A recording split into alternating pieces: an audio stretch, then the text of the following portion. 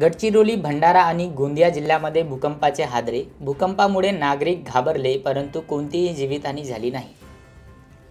आज सकाळी 7:30 वाजताच्या सुमारास गडचिरोली, भंडारा आणि गोंदिया जिल्ह्यांना भूकंपाचे सौम्य झटके जाणवले, ज्यामुळे परिसरात काही काळ भीतीचे वातावरण निर्माण झाले।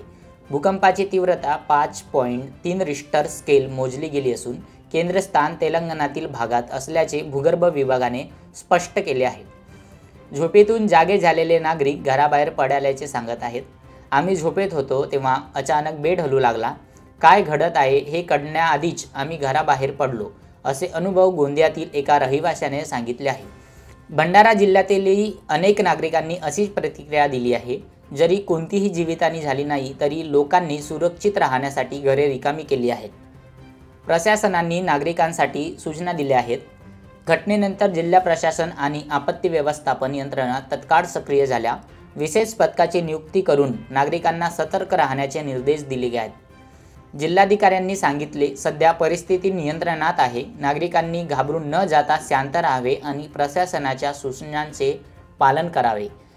आजची सकाळ गडचिरोली, भंडारा आणि गोंदिया जिल्ह्यासाठी हादरवणारी ठरली, परंतु सुदैवाने कोणतीही मोठी हानी झाली नाही।